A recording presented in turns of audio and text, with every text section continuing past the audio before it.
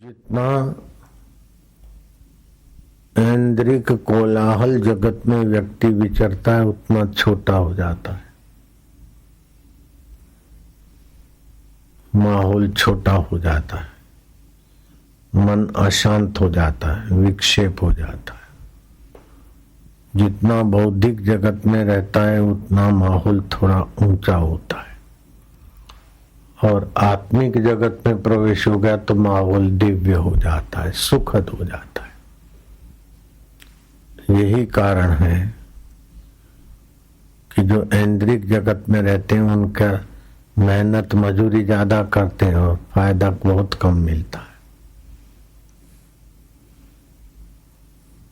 जो बौद्धिक जगत में काम करते हैं उनको मेहनत बौद्धिक होती लेकिन लाभ मजदूरों से ज्यादा मिलता है, और जो आध्यात्मिक जगत और बौद्धिक जगत में रहते हैं ऊंचे पदों को संभालने में सक्षम होते हैं, और उससे भी ज्यादा आध्यात्मिकता की पराकाष्ठा पे गए निसंकल्प अवस्था। ध्यान से सुनना, इधर बहुत ऊंची बात है। निसंकल्प अवस्था में जो लोग रहते हैं उनका थोड़ा सा उपस्थिति अथवा थोड़ा सा उनका मार्गदर्शन बहुत फायदा करता है। उससे भी ज्यादा जिनके पास एकाग्रता और परोपकार का धन है उनके तो क्रिया नहीं करनी पड़ती, उनके संकल्प मात्र से प्रकृति में उथल पाथल हो जाती, व्यवस्थाएं सुंदर सुहावनी हो जाती। जैसे समर्थ रामदास के दर्शन करके शिवाजी जाना चाहते थे। दोपहर को समर्थ रामदास ने कहा अभी दोपहर है, भूख लगी होगी, घोड़े पर जाते जाते तो शाम हो जाएगी, कैसे खाओगे, कहाँ खाओगे? गुरुजी कोई बात नहीं। समर्थ ने संकल्प किया, तुम और तुम्हारे अंग रक्षक और सब सामने गुफा का पत्थर हटाना तो वहां भोजन तैयार मिलेगा, गर्मा गर्म खा लेना। चट्टान हटाई और तैयार व्यंजन मिले, खा लिया। शिवाजी दंग रह गए कि ऐसे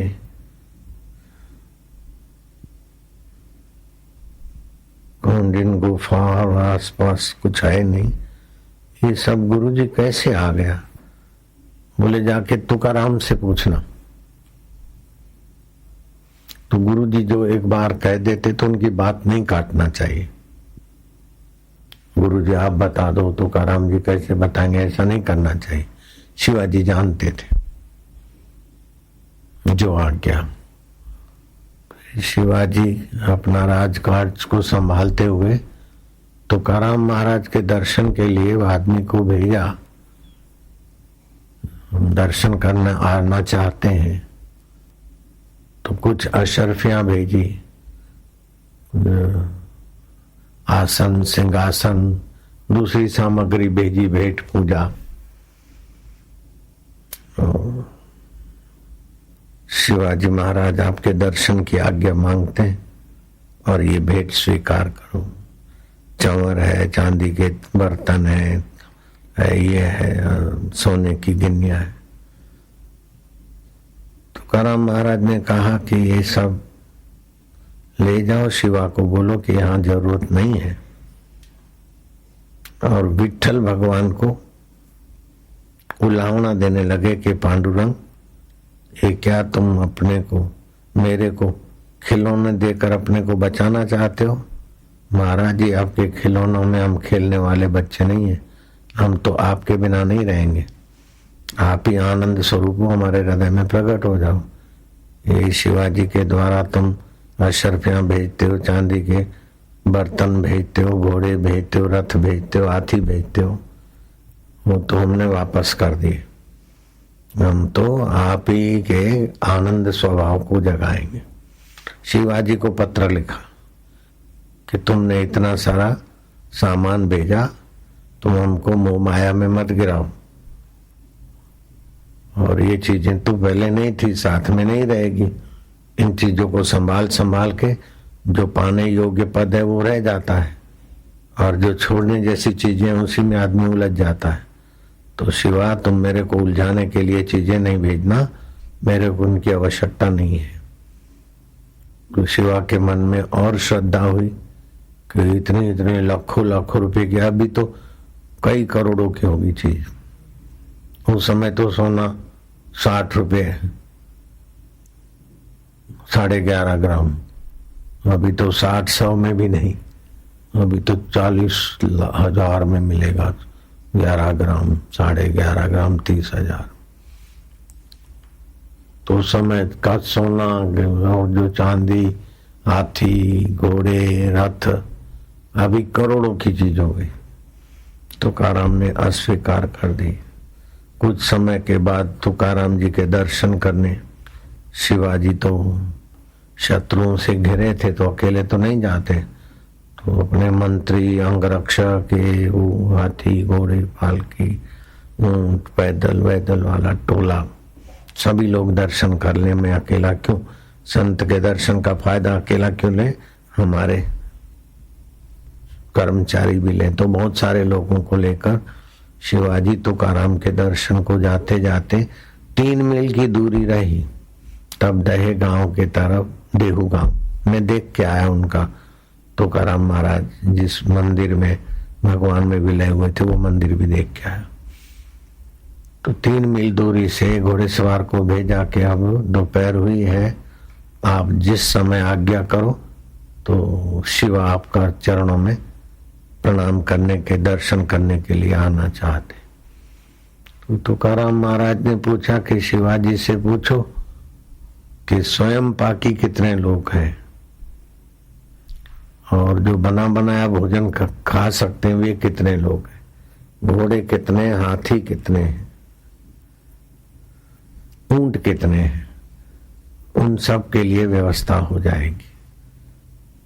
तो खाली आंकड़ा बताओ, तो आप लोग अतिथि हैं हमारे, तो हम व्यवस्था कर देंगे। शिवाजी ने सोचा कि वो संत आदमी है, उनके तो मंजीरे भी पत्थर के हैं, अब उनसे क्या हम व्यवस्था लेंगे? संत की सेवा करनी चाहिए, सेवा लेनी क्यों? घोड़े सवार को बुला जाओ, थैली ले जाओ, उनको बोलो आप एक चुल्लू भर के आटा दे दो, वो हमारे राज के भंडार में डाल देंगे और आप ही का प्रसाद समझ के हम अभी भोजन बना के खा लेंगे। घोड़े सवार गया, वैसा बोला। तुकाराम महाराज बोले, बावरा है तो आटे का चुल्लू भर के क्या देना? अतिथि के लिए आटा थोड़ी दिया जाता है, अतिथि को तो उचित सत्कार करना चाहिए, और वो भक्त अतिथि है। तुम जाओगे उसके पहले सब सामान वहां तैयार है, घोड़ों के लिए चारा भी है, हाथियों के लिए उनके योग्य है, ऊंटों के लिए भी है, ब्राह्मणों के लिए भी है, जो स्वयं पाकी है उनके लिए सीधा सामान है, जो तैयार भोजन राजसी खाना चाहते उनके लिए सब तैयार है, तुम जाओ, सब हो गया है। वो आदमी आया खबर लेके, तो उसने देखा तो यहाँ सब तैयार है। सबको आश्चर्य हो गया।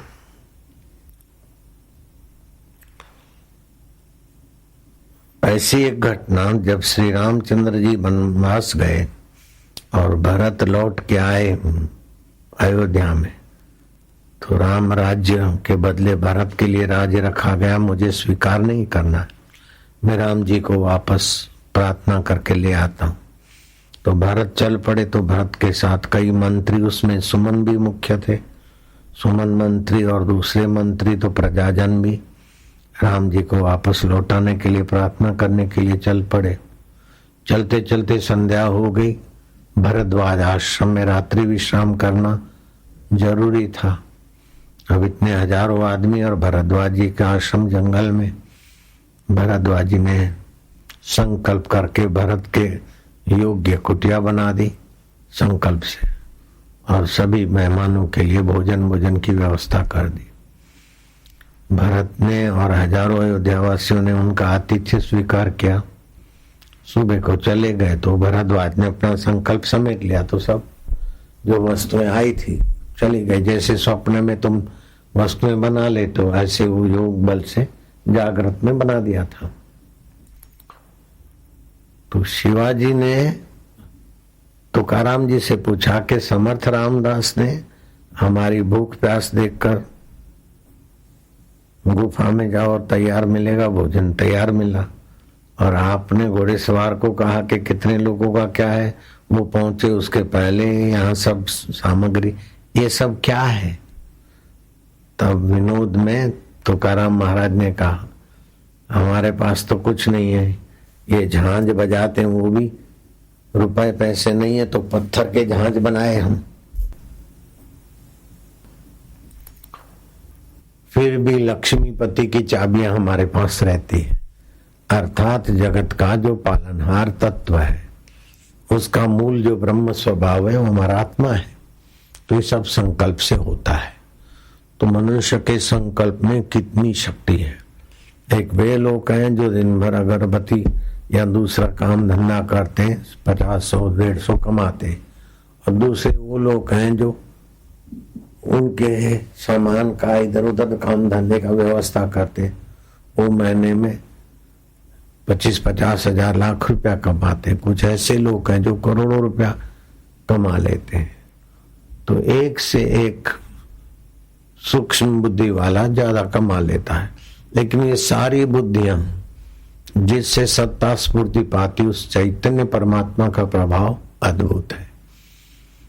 इन सब से समर्थ रामदास से भरद्वाज से भी ज्यादा हिरण्याकश्यपु के जीवन में योग शक्ति का चमत्कार देखा गया, रावण के जीवन में देखा गया। लेकिन परमात्मा साक्षात्कार के बिना ये सारी संकल्प उपलब्धि, कमाई की उपलब्धि, धन की उपलब्धि, यश की उपलब्धि, सब कुछ समय तक दिखती है। जैसे दिवाली आएगी, नरक चतुर्दशी, सब आया और गया, ऐसे ही जीवन में ये सब चीजें आती चली जाती। लेकिन एक सार तत्व है जो ज्यों का त्यों रहता है।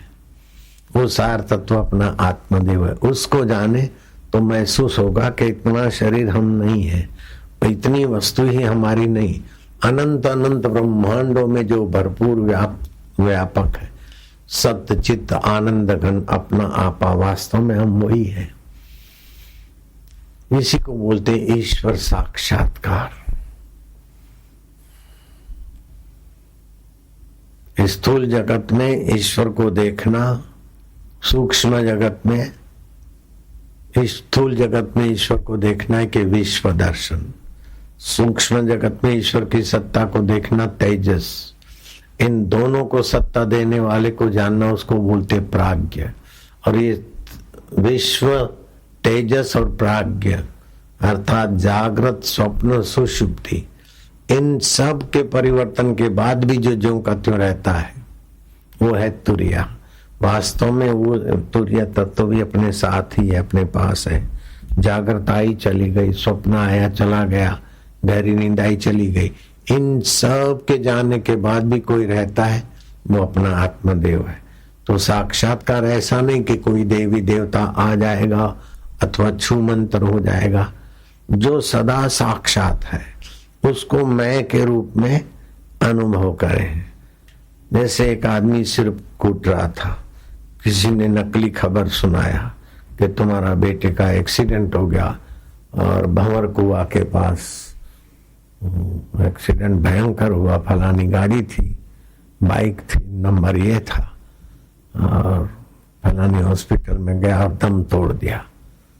तो अब वो बाप सिर कूटने लगा, रोने लगा, अरे हाय मैंने अपना बेटा खो दिया, अरे सब मेरा सब कुछ चला गया।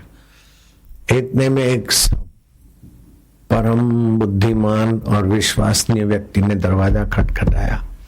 लाला जी दरवाजा खोलो। बोले क्या दरवाजा खोले? मेरे तो सारे दरवाजे बंद हो गए भाई, मैं तो मर गया, मेरा एक लोटा। अरे तुम दरवाजा खोलो, अभी तुम्हारी सारी मुश्किलें दूर हो जाएगा। अबे मुश्किल क्या दूर होगी, मेरा तो ये आंखों का तारा था, आज्ञाकारी बेटा था, इकलौता था, चला गया। अरे तुम्हारे सब दुख मिट जाएंगे, दरवाजा तो खोलो। अरे भाई अब दुख कहाँ मिटेंगे, मैं तो मरा हूं, दरवाजा क्या खोलूं, मैं तो मर गया। जो ही दरवाजा खोला तो बेटा आगे कर दिया, बोले लो। अरे तुम बेटे? हाँ। बोले पिताजी मेरे को तो कुछ नहीं हुआ, वो तो दूसरा कोई छोरा मरा है, दूसरों ने अप्रैल फूल किया है आपके साथ। तो बताओ लाला जी के बेटे मरने का दुख टिकेगा? बेटे को खोजने जाएगा, उसके लिए रोएगा, अथवा बेटा कब आएगा इस इंतजार करेगा? सामने है।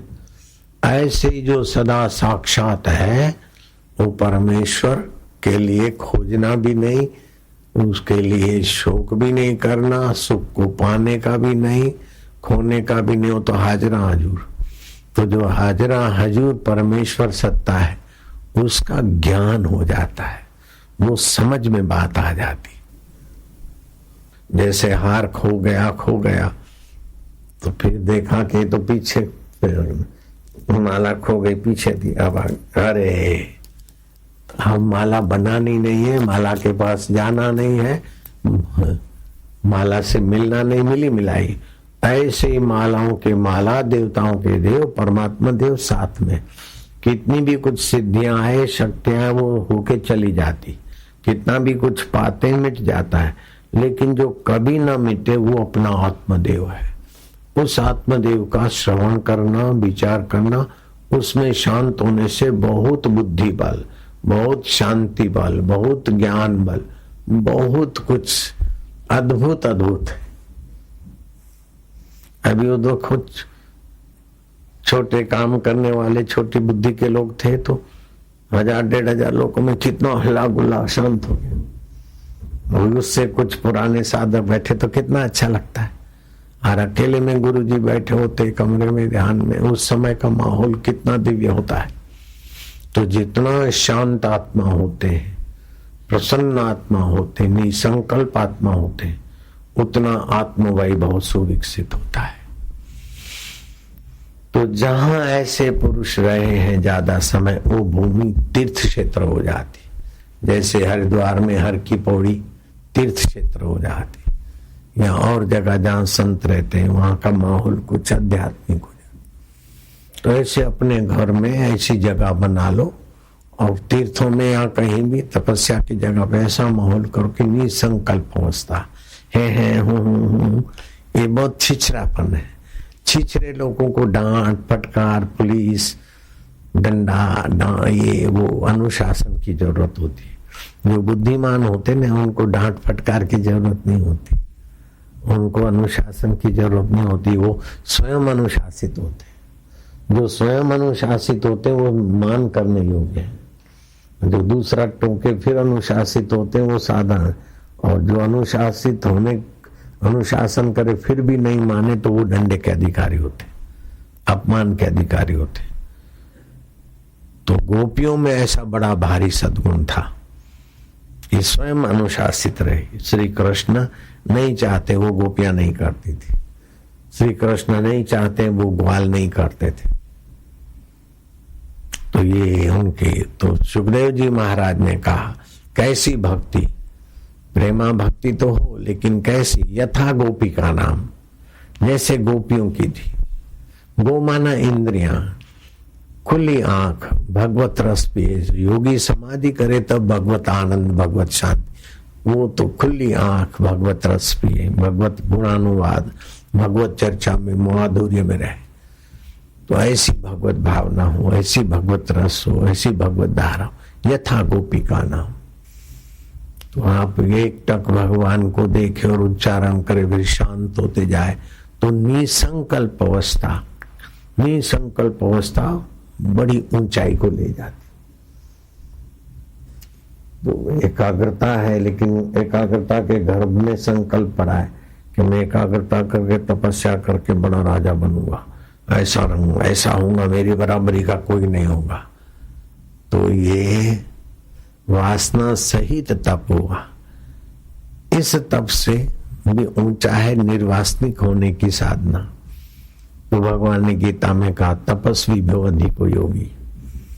तपस्वी के मन में तप करने की भावना है, अनुष्ठान करने की भावना है, कर्तृत्व बुद्धि है, जीव भाव को लेके बैठा है बूंदू। गुरु की आज्ञा से जब करते तो बूंदू बना मिट जाता है, शहनशाही हो जाता है। कुछ चाहिए तो गदाई है, कम चाहिए तो खुदाई है, कुछ नहीं चाहिए शहनशाही है। तो ब्रह्मवेता की कृपा वहां तक ले जाती। अपने लिए कुछ नहीं, जो कुछ करो औरों के लिए कर डालो, अपने आप में तृप्त रहो। तो ये बड़ी ऊंची अवस्था है। तो हिरण्याकश्यपु ने तप तो किया, लेकिन अपने को विशेष बनाने के लिए। रावण ने तप किया अपने को विशेष बनाने के लिए, विशेष भोगने के लिए। तो विशेष मना भी, विशेष भोगा भी, अंत क्या हुआ? कुछ नहीं।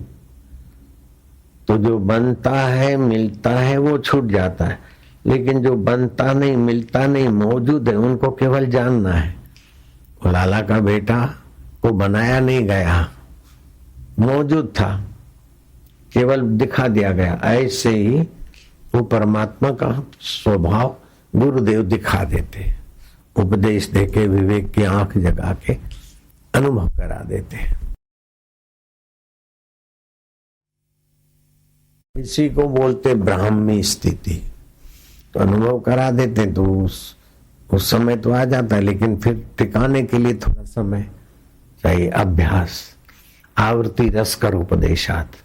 तो अभ्यास करते करते करते जो हल्का सजातीय प्रवाहश्च विजातीय तिरस्कृतु, जो सजातीय प्रवाह है, जहां जाना है उस विषय के विचारों को, उस विषय के भावों को, उस विषय की स्थिति को सुरक्षित करना और उसके विपरीत के कर्मों से अपने को फारग करना, ये अभ्यास है। तो श्री कृष्ण कहते हैं अभ्यास योग युक्तेन चेतसा नान्यगामिना परम पुरुषम दिव्यम याति पार्थनुचिंतन। अभ्यास योग से आपकी चेतसा अन्य अन्य में तो जाए, लेकिन उद्देश्य अनन्य में रहे। अनन्य एक आत्मा है, अन्य अन्य अन्य। देखना अन्य है, सुनना अन्य है, सूंघना अन्य है, चखना अन्य है। चखना शब्द कहा लेकिन कितने स्वाद, देखना कहा लेकिन कितने दृश्य, सुनना कहा तो कितने शब्द। तो शब्द स्पर्श रूप रस गंध 5 विषय हैं, लेकिन एक एक विषय कितने वैरायटियां, देखने की कितनी चीजें। वर्ल्ड टूर करो फिर भी देखना बाकी रह जाता है। स्वर्ग देखो फिर भी देखना बाकी रह जाता है। ऐसे कितना भी सुनो फिर भी सुनना सब नहीं सुन दिया, सुनना बाकी रह जाता है। कितना भी चखो फिर भी चखना बाकी रह जाता है। तो इसका कोई पार नहीं है। तो अन्य अन्य अन्य का तो पार नहीं है, लेकिन अन्य अन्य में जो अन्य नहीं है, अनन्य है। जिसी ने देखा उसी ने सुना। मैं नहीं देखा, मैं नहीं सुना, मैं नहीं सूंघा, मैं नहीं चखा, मैंने स्पर्श किया, और जितना किया और उसको जानता हूं और नहीं किया उसको जानता हूं, वो मैं कौन हूं? उसमें आ जाए तो कल्याण हो जाए, बड़ा सरल हो जाए। ये युक्ति और ये कृपा और इस कृपा को झेल कर उसमें टिकना, ये बड़ा दुर्लभ है। कोई विरले विरले सत शिष्य होते जो सतगुरु को झेल पाते। गुरु जी मैं आपसे मिल जाऊं बात तो ठीक है, लेकिन शरीर से तो कोई किससे कब तक मिलेगा। जब श्री कृष्ण ने लीला समेटी, यदुवंशी आपस में लड़ भड़ के रवाना हो रहे। उद्धव समझ गए कि अब श्री कृष्ण धरती पे नहीं रहेंगे, तो उद्धव उदास हो गए कि प्रभु मुझे आप साथ ले चलो। तो भगवान ने कहा साथ तुम मेरे से ऐसे मिलो कि कभी मेरे से बिछड़ो नहीं। तो उद्धव को तत्व ज्ञान का उपदेश दिया, आत्मज्ञान का, और जाओ बद्री का आश्रम एकांत में अभ्यास करके मुझसे मिलो। जहां मैं हूं वहां तुम अपने अंतःकरण में पहुंच जाओ। ये उद्धव को बता दिया मुझसे मिलो। बाहर से तो बचपन से ही मिलते थे, लेकिन वास्तव में कृष्ण का जहां मैं है, उद्धव का मैं भी वही है। तो जाओ मुझसे मिलो बद्री का आश्रम। तो श्री कृष्ण ने पात्र भेद से 4 प्रकार के साधकों का मार्गदर्शन किया। जो उद्धव जैसे हैं ऐसे को कहा कि सब झंझट छोड़कर एकांत में चले, अंतर आत्मा में मुझसे मिलो। अर्जुन को कहा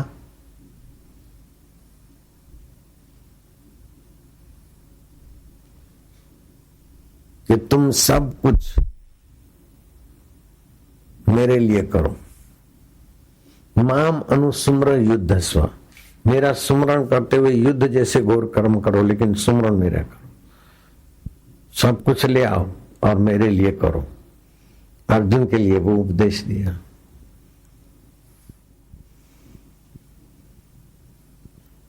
युक्ताहार विहार से, ठीक खाओ, ठीक रहो, अभ्यास करो, धारणा करो, ध्यान करो, समाधि करो और मुझसे एकांत में शुद्ध होकर मिलो।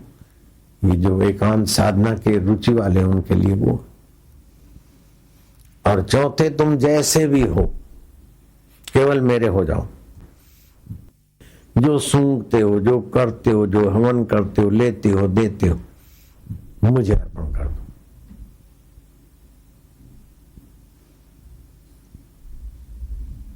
अर्थात फल की और उससे सुख की भावना न करो, सुख और फल छोड़ो, तो तुम निष्कलंक नारायण स्वभाव में जग जाओगे। जो दूसरों से सुख लेने की इच्छा है या अपना अस्तित्व बनाए रखने की इच्छा है, वो बहुत भटका देती है। न अपना अस्तित्व, न अपने को सुख। तो ये थोड़ा सूक्ष्म है, थोड़ा दिखता है कि कठिन, लेकिन जिन पर गुरु कृपा है उनको ये मार्ग आसानी से समझ में भी आ जाता है और तय भी हो जाता है। अभी बैठे चुपचाप हो, शांत, इसमें क्या परिश्रम और साधन हो रहा है। वो दे गए अपने को, हम ये दान कर रहे हैं इनके लिए, हमको ये मिले वो मिले, नहीं, खाया पिया पत्तल छूटी, अपने आत्मा में शांति।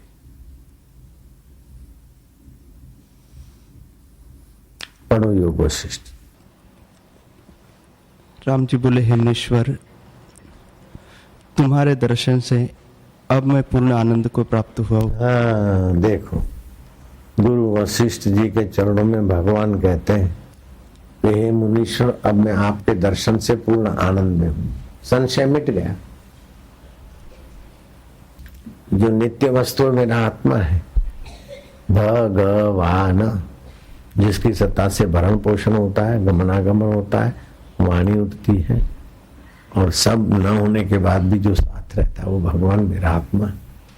मैं ही भगवान हूं। सोच रहा था कि भगवान कब मिले, वैराग्य हुआ था राम जी।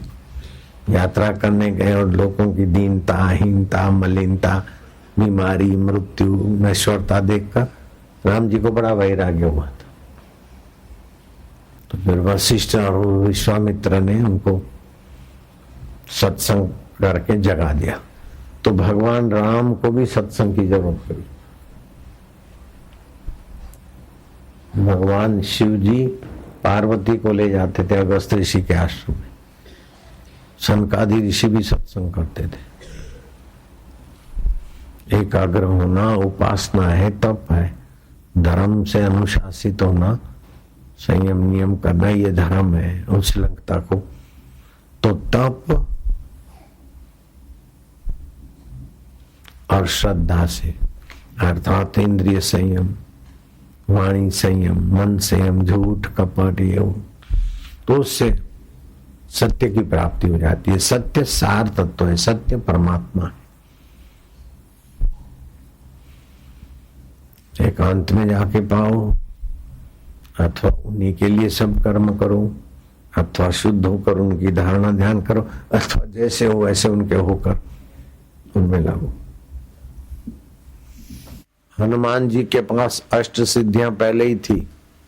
रूप बदलकर ब्राह्मण वेश धारण करके परीक्षा लेने को आ गए थे कि ये वही है दशरथ नंदन राम लक्ष्मण है कि दूसरे कोई भाई। और राम लखन को कंधे पे बिठाकर उड़ा के ले जाने में समर्थ थे। छोटे बन जाएं, बड़े बन जाएं, अणिमा गरिमा लघिमा आदि सिद्धियों के धनी थे, फिर भी आत्मज्ञान के पाने के लिए भगवान राम की बिन शर्ती शरणागति ली। कहा तो हनुमान जी ब्रह्मचारी और सीता जी को खोजने के लिए लंका में राक्षसियों के घर इधर उधर राक्षसों का निवास शयन रात्रि में छान मारा। अब ब्रह्मचारी, कोई राक्षसियां सोई हो, कोई राक्षस सोए हो, वहां जांच पड़ताल करे नहीं, सेवा है उनके लिए। राक्षस महत्वपूर्ण नहीं है, राम जी की सेवा है और राम जी की सेवा का फल है ब्रह्म विद्या। तो हनुमान ने कैसी तत्परता से सेवा की, और जब पुरस्कार देने का अवसर मिला तो किसी को कुछ हनुमान को सर्वोपरि पुरस्कार दे रहे थे। विभीषण के पास बड़े कीमती मोतियों की माला थी, हीरों की, वो राम जी को भेंट की राज्याभिषेक के समय, और राम जी ने उठाकर हनुमान जी के तरफ दी। तो हनुमान जी ने देखा तो इसमें तो परम लाभ की चीज तो कोई नहीं है, इतने महंगे हीरे हैं, ये है वो है, लेकिन वो तो छूट जाएंगे। शरीर नहीं रहेगा तो शरीर पर हीरों की मालाएं, हम महंगे से महंगे कोई नंगों की माला कब तक रहेगी। मुझे तो वो चाहिए कि शरीर न होने के बाद भी जो रहे, इसीलिए वो माला तोड़ दी, एक एक दाना करके निहारते रहे। राम जी का, सीता जी का और व्यक्तियों का ध्यान खींचा तो जो बनिए लोग थे अथवा जो नगर के धनी लोग थे, उन्होंने देखा कि बाप रे इतने कीमती हीरे, एक हीरा कोई लाखों रुपए का होता है और उससे भी कोई ऊंचे से ऊंचे हीरे जो दुर्लभ थे वो विभीषण ने भेंट किया, नंगों की माला। तो एक एक नंग देखते गए और उनको गिराते गए। तो वहां के जो जवेरी थे उन्होंने देखा कि इतने कीमती नंग ये माला तोड़ के एक देख के फेंक रहे, ये तो बंदर है, इनको क्या पता कि कितनी कीमती चीज है, इनको तो जमरुक जामफल दे देना चाहिए था, जामफल अनार सेव ऐसा दे देना था, इतनी कीमती हीरों की माला दिया है, ये तो फेंक रहे एक एक देख के। उन बुद्धों को लगा कि हनुमान जी कुछ नहीं जानते, इतने कीमती हीरे, लेकिन हनुमान जी जानते थे, वो कुछ नहीं जानते। हनुमान जी ने राम जी का, सीता जी का ध्यान खींचा, इतने कीमती हीरों का लाभ नहीं चाहिए, जो सर्वोपरि लाभ है वो ही लाभ। का हनुमंत प्रति उपकार करूं का तोरा, हनुमान जी बोलो, तुमने इतनी सेवा की, मैं तुम्हारा सेवा के बदले में क्या दूं। सन्मुख हो न सके मुख मोरा, मैं तुम्हारे सन्मुख भी नहीं हो सकता हूं, तुमने इतनी इतनी सेवा की। भगवान आपको जो सर्वोपरि लगता हो वो ही। तो फिर राम जी ने सीता जी को उपदेश दिया, संकेत किया, सीता जी ने तत्व ज्ञान दिया, आत्मज्ञान दिया, ब्रह्म ज्ञान। जो ब्रह्म ज्ञान, आत्मज्ञान, तत्व ज्ञान हम तुमको देने के लिए इतना सारा झमेला, शिविर का, साधना का, साहित्य का, आश्रमों का झमेला लेके बैठे, तो हमारा उद्देश्य वही है कि तुम्हारी भूख जगे और उसको पाने की योग्यता निकले। तो वो चीज से बढ़कर कोई चीज नहीं। अर्जुन को भगवान श्री कृष्ण का तो प्रत्यक्ष दर्शन होता था, लेकिन भगवान का साक्षात्कार नहीं था। श्री कृष्ण को प्रत्यक्ष देखते थे इन आंखों से, तो आंखों से श्री कृष्ण को देखे अर्जुन, आंखों से रावण देखे श्री राम को, राक्षस देखे श्री राम को। तो प्रत्यक्ष से तो इंद्रियगत ज्ञान हुआ, बुद्धिगत ज्ञान ये सब अपनी अपनी सीमा में है, लेकिन सारे ज्ञान जिससे प्रकाशित होते उस मैं का ज्ञान, जिसको बोलते ब्रह्मी स्थिति, आत्म साक्षात्कार। ब्राह्मी स्थिति प्राप्त कर कार्य रहे ना शेष, मोह कभी ना ठग सके, इच्छा नहीं लवलेश। फिर कुछ पाने की इच्छा नहीं रहती, उसे बढ़कर कुछ है ही नहीं। इंद्र पद पाने की भी इच्छा नहीं रहती, जॉब की इच्छा तो क्या, ऐसी आत्म साक्षात्कार की महिमा है कि उसको पाले तो वरुण इंद्र कुबेर सब पद छोटे हो जाते। वो आत्मवेता अपने को अनंत अनंत ब्रह्मांडों में एक रूप मानेगा, अनंत ब्रह्मांडों का अधिष्ठान अपने को जानेगा। उसको महसूस होगा कि ब्रह्मा होकर हम ही सृष्टि करते हैं, विष्णु होकर हम ही पालन करते, शिव होकर हम ही संहार करते, और सृष्टि के रूप में अभी हम ही विलसित हो रहे। हम इतने जीव नहीं है। तो हकीकत में जीव को खोजो तो जीव भी ब्रह्म रूप ही मिलेगा। अगर जीव ब्रह्म से अलग है तो नश्वर होगा और ब्रह्म टुकड़े टुकड़े हो जाएगा। इसीलिए शास्त्रों ने बहुत ऊंची बात कही, ईश्वर अंश जीव अविनाशी। जीव अविनाशी, जो अपने को जीव मानते न तो तुम्हारी मौत नहीं है, तुम अविनाशी हो। चेतन विमल, तुम चेतन हो, निर्मल हो, विमल हो, सहज सुख राशि। जब इंद्रियों में शरीर में विकारों में होते तो सुख बाहर से भरकर अपनी तबाही करते, तमस छा जाता है, रजस छा जाता है, बुद्धि पर अज्ञान भर जाता है, अज्ञान से आवृत हो जाता है शुद्ध स्वभाव। अज्ञानेन आवृतम ज्ञानम तेन मोहंती जंतवा, जंतु की नहीं तुच्छ हो जाते। कहाँ तो इंद्र पद और नाच गाने का मजा लेते लेते फिर दूसरे गिरते गिरते कीड़े भी बन जाते। एक बार इंद्र अपने आसन पर बैठे बैठे सोचा कि मैंने ऐसा कौन सा पुण्य किया, ऐसी कौन सी तपस्या किया।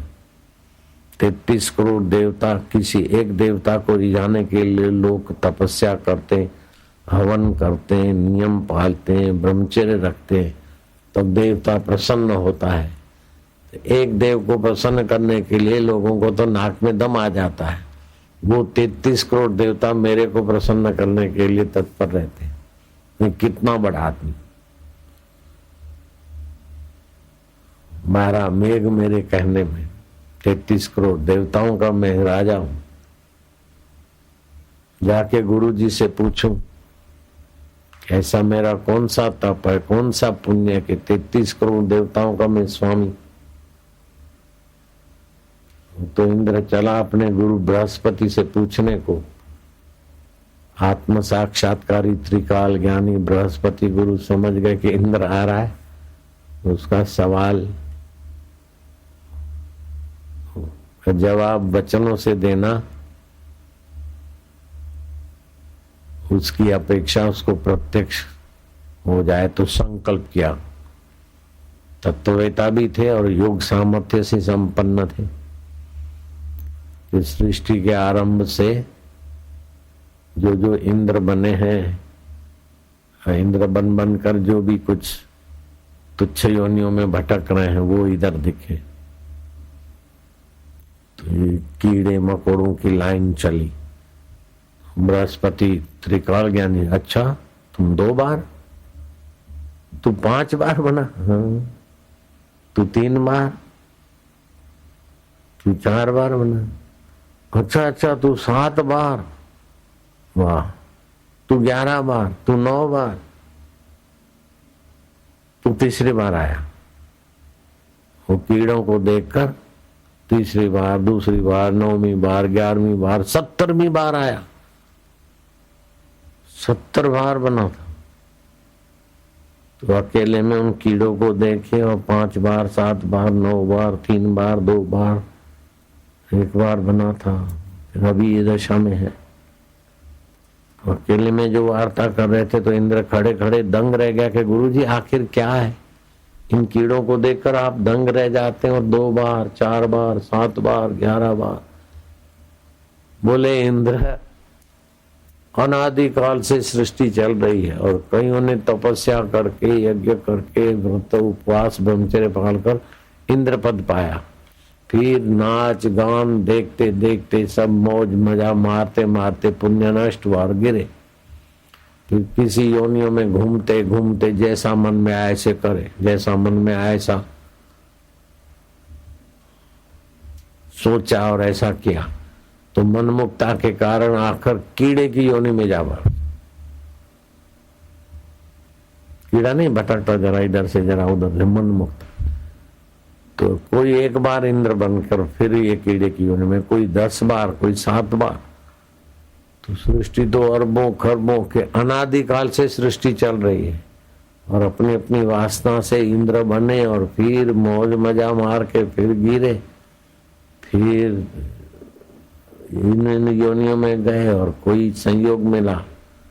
खूब तपस्या करते करते मनुष्य योनि से पार देवत्व को गंधर्वत्व को पाए, उसमें भी लगे रहे। कोई कोई विरले फिर से इंद्र बने। तो कोई 7 बार इंद्र बना है, कोई 4 बार, कोई 2 बार, कोई 17वीं बार इंद्र बनकर फिर इस दुर्दशा में। तो इस सृष्टि का कोई अंत नहीं। इन भागों को इंद्र बनकर भी मौज लेनी थी। आत्मज्ञान पाकर अगर परम लाभ ले लेते तो फिर दुर्दशा नहीं होती। आत्मज्ञान के बिना जो भी कुछ मिलेगा वो धीरे धीरे फिर नष्ट हो जाता है।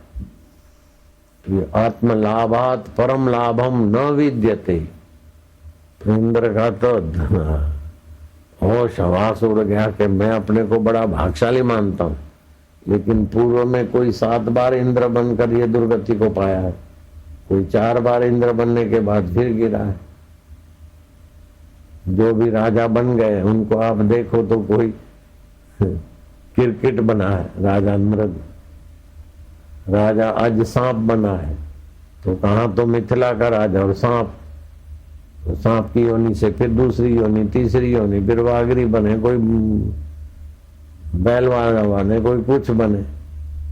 तो न जाने इस विराट ब्रह्मांडों में किस किस ब्रह्मांड में कौन कहाँ कहाँ भटक रहा है। ये धरती, ये पृथ्वी लोक इतना ही नहीं है, ऐसी कई सृष्टियां हैं।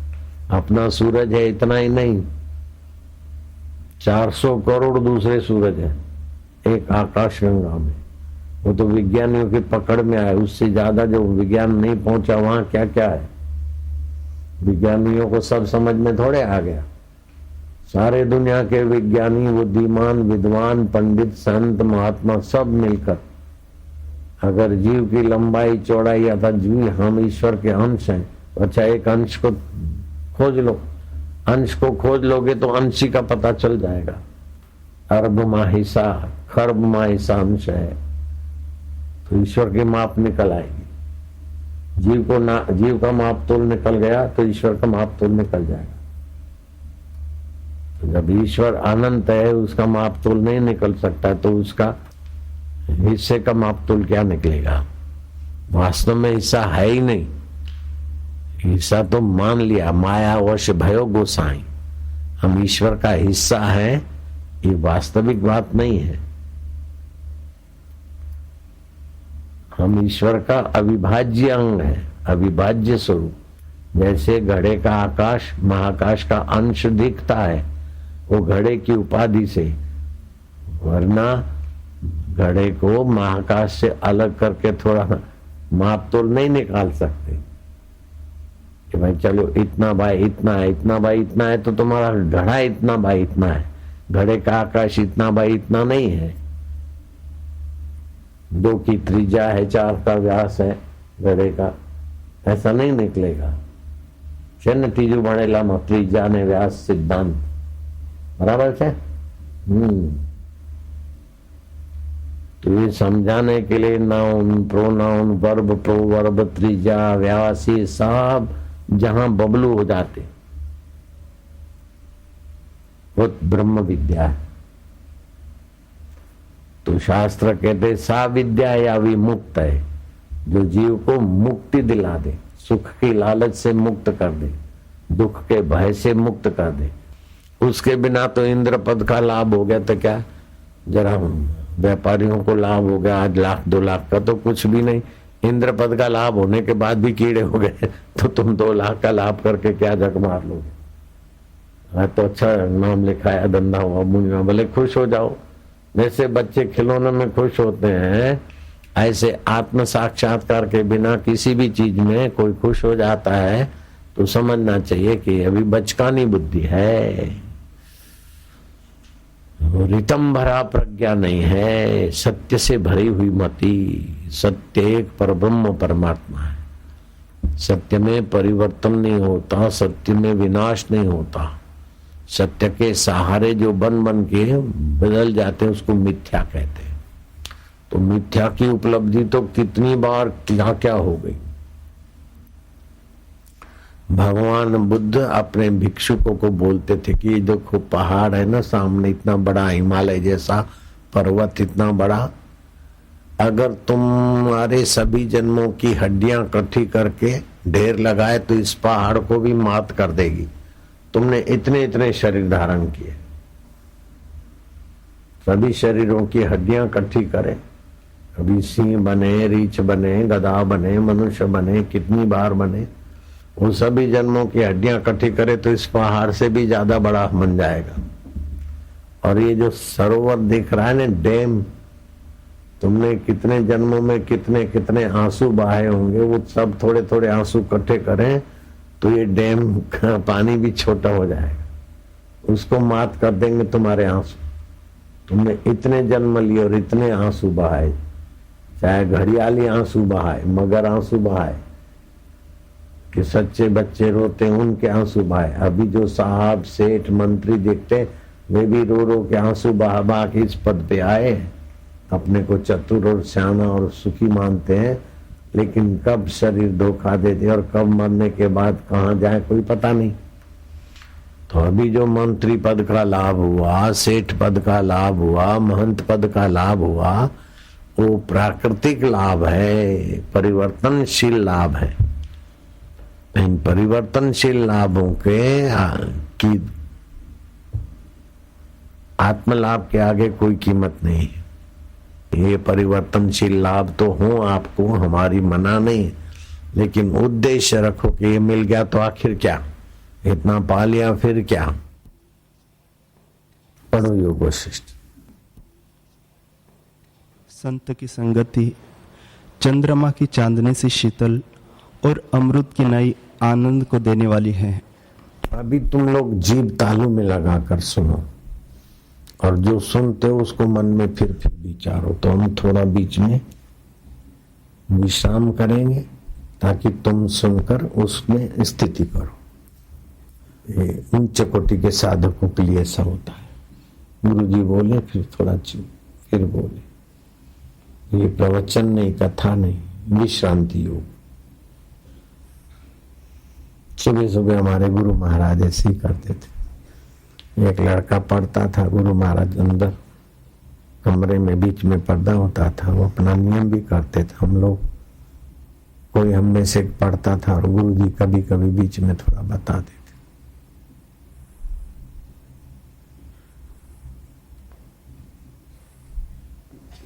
तो हमारे को हो तो गया था थोड़ा अनुभव, संतोष, फिर भी मन में खटक रहती थी कि साईं जी को तो सुनकर इतने लोग आनंदित होते हैं, इतने लोगों को फायदा होता है, हमारे को तो हुआ तो फिर कुछ थोड़ी और भी कुछ होगा।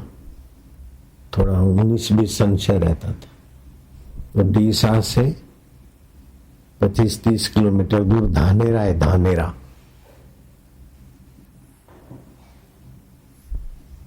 तो वहां गुरु जी का मंदिर बनाया था किसी ने, उसका मुहूर्त करने गुरु जी पधारे थे। धानेरा से 15 किलोमीटर इंटीरियर में मंदिर बना था।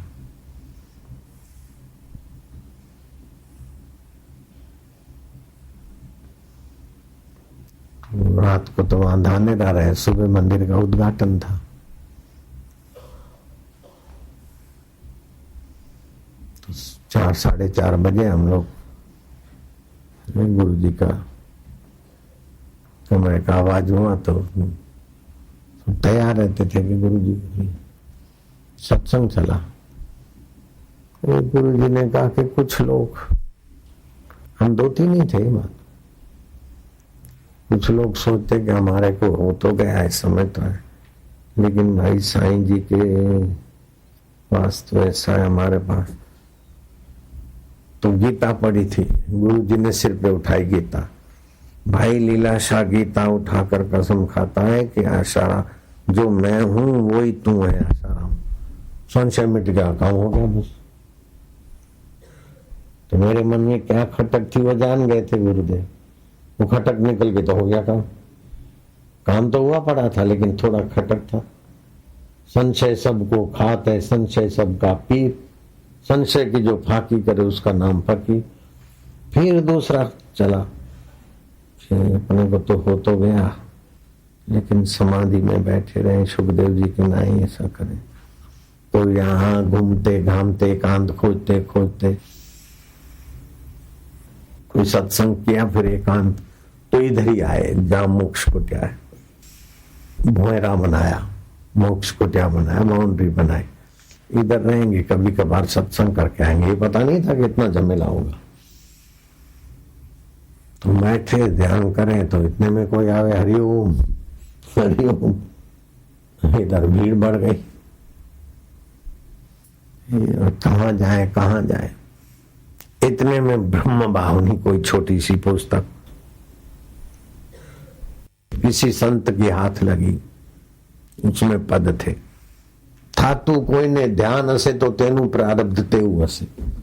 तो एकांत में महापुरुष ध्यान समाधि में बैठते तो उनका प्रारब्ध एकांत का है, चलो अपना प्रारब्ध प्रवृत्ति का है, तो चलो होने दो प्रवृत्ति। वो संशय मिट गया तो अब प्रवृत्ति में भी मौज है, निवृत्ति में भी मौज। जो खटका है ना वो निकल जाए, स्वरूप में स्थिति हो जाए खटका रहित।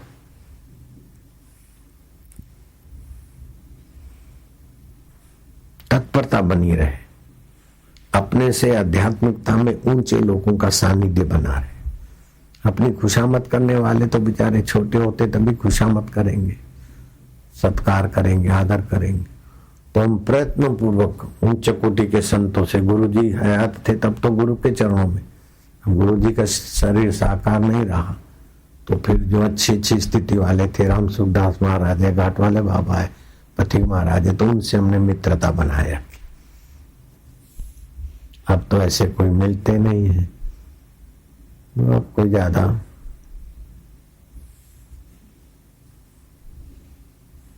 अब संशय मनशय वो सब, वो तो सब चल गया, अब तो सब मौज हो गई।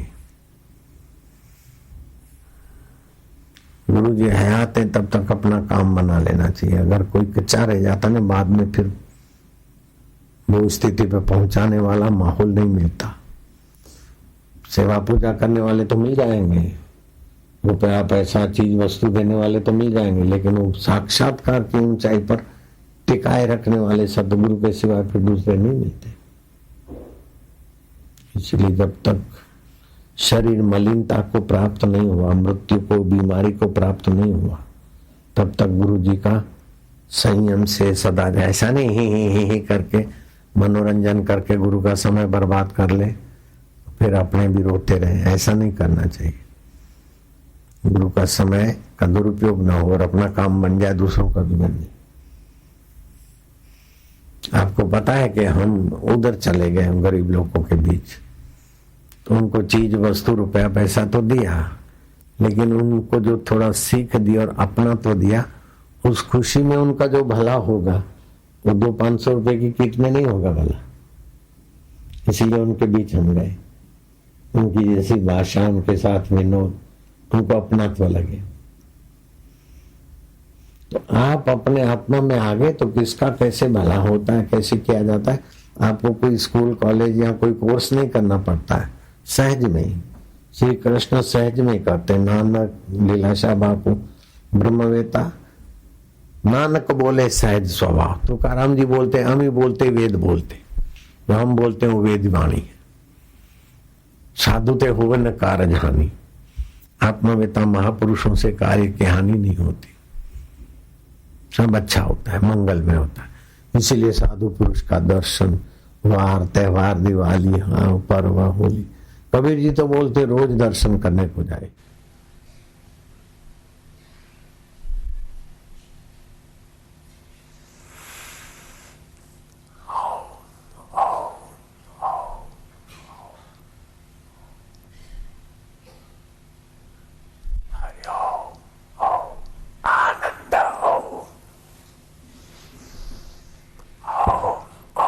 शांति हो, माधुर्य हो।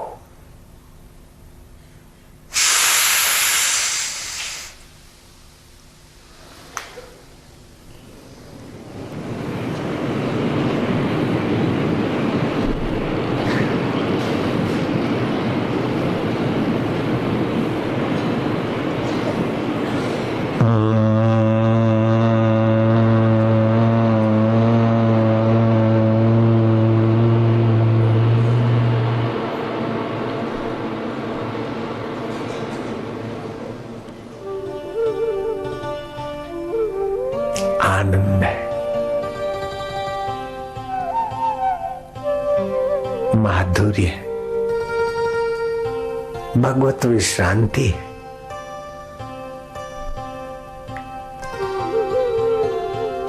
है तू मैं दूर जा, ये चाहिए वो चाहिए, खपे में खप गए, कुछ नहीं चाहिए। हमें जो चाहिए वो हमारे साथ है, और जो छूटने वाला है वो छूटता रहता है, आता रहता है।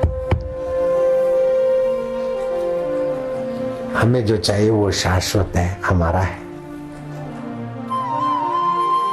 आनंद है, मंगल।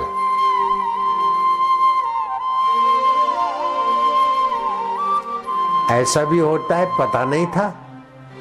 यहाँ ये माल मिलता है, पता नहीं था। यहाँ भगवान मिलते, पता नहीं था। गुरु जी को पहचानना बच्चों का खेल नहीं है।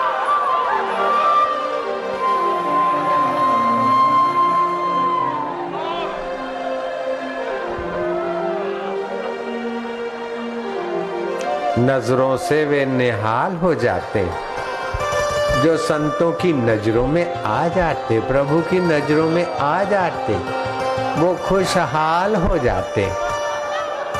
नजरों से निहाल हो जाते, खुशहाल हो जाते।